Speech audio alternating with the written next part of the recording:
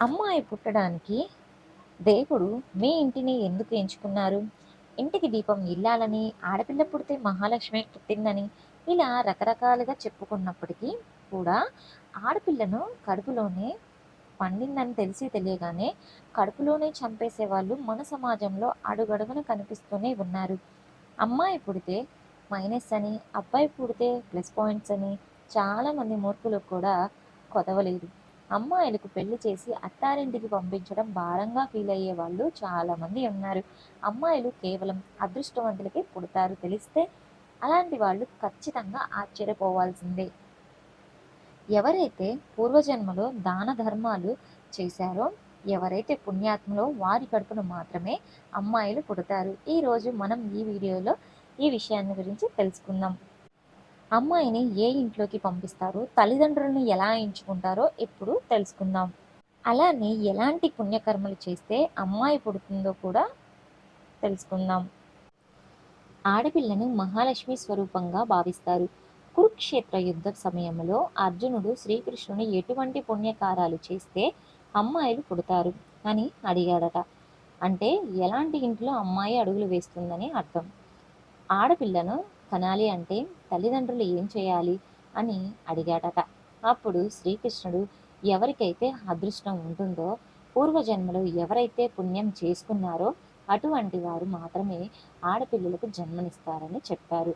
ఆడపిల్లల్ని ఎవరు పడితే వాళ్ళు పెంచలేరు, గుండెల మీద కుంపటి అని చాలామంది భావిస్తూ ఉంటారు. అమ్మాయిల్ని పెంచే స్తోమత వాళ్లకు లేదు అని వాళ్ళు గ్రహించరు. ఎలాగైతే బంగారాన్ని, వజ్రాన్ని, వైడూర్యాలను ప్రతి ఒక్కరు కొనలేరో అదేవిధంగా ఎవరు పడితే వాళ్ళు అమ్మాయిల్ని పెంచి పోషించలేరు. కేవలం ఆడవారి వలనే ఈ సృష్టికి ఇప్పటి వరకు కూడా కొనసాగుతూనే ఉంది. సృష్టికి మూలం స్త్రీ అని మన పెద్దలు ఊరికే అనలేదు. స్త్రీ అమ్మగా మారడానికి తన సర్వస్వాన్ని అర్పిస్తుంది. కానీ ఎప్పుడైతే ఈ ప్రపంచంలో ఆడపిల్లలు జన్మించడం ఆగిపోతుందో అప్పటి నుంచి ఈ విశ్వంలో మానవ జాతి కూడా అంతరించిపోతూ ఉంటుంది. మగపిల్లాన్ని వంశోద్ధారకుడని అంటారు.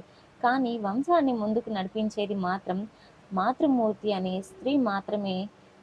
ఇంట్లో అయితే ఆడపిల్లను పుడుతుందో ఆ ఇల్లు స్వర్గంతో సమానం శిశువవుతుందని మన పురాణాల్లో చెక్కబడి ఉంటుంది. మగపిల్లాడు కేవలం ఒక వంశాన్ని మాత్రమే ఉద్ధరిస్తే ఆడపిల్ల 2 కుటుంబాలకు జీవన జ్యోతిగా మారుతుంది. పుట్టింటిలో తల్లిదండ్రులు బాధ్యతను తీసుకోవడమే కాదు, మెట్టినింటిలో అత్తమామలు బాగోగులను కూడా సమర్థవంతంగా నిర్వహిస్తుంది. మహిళలు పిండ ప్రదానం చేయకూడదని చాలామంది భావిస్తూ ఉంటారు. కానీ ఇందులో ఏమాత్రం నిజం లేదు.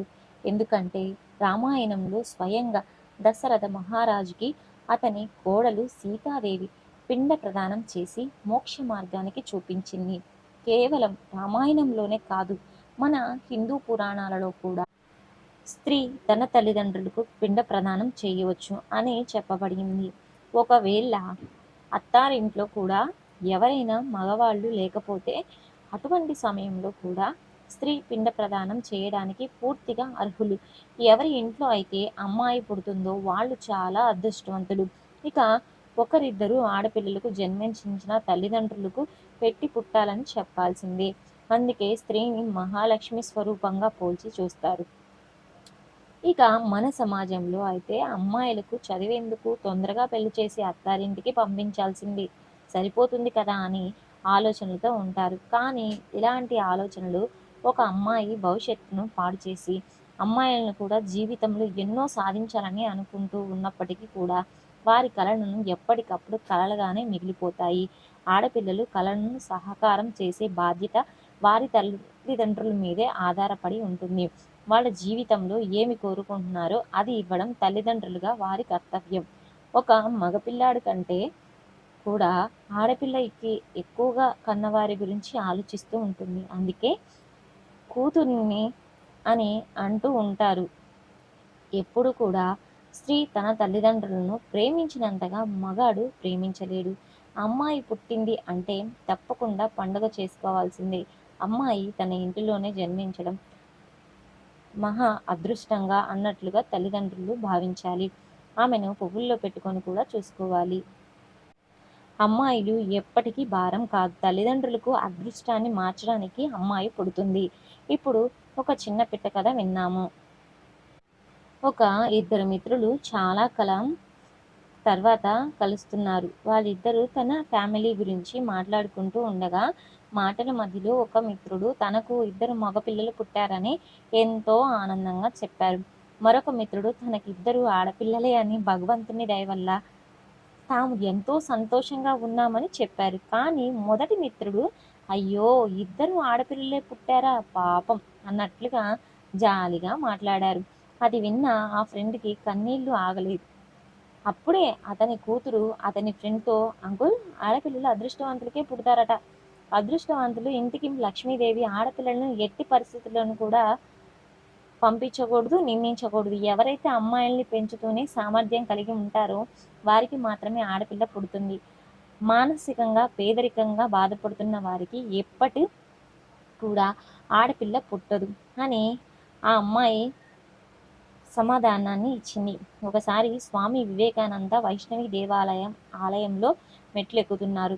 అప్పుడే ఒక రైతు తన భుజాల మీద కూతుర్ని ఎక్కించుకుని వెళ్తూ ఉన్నారు.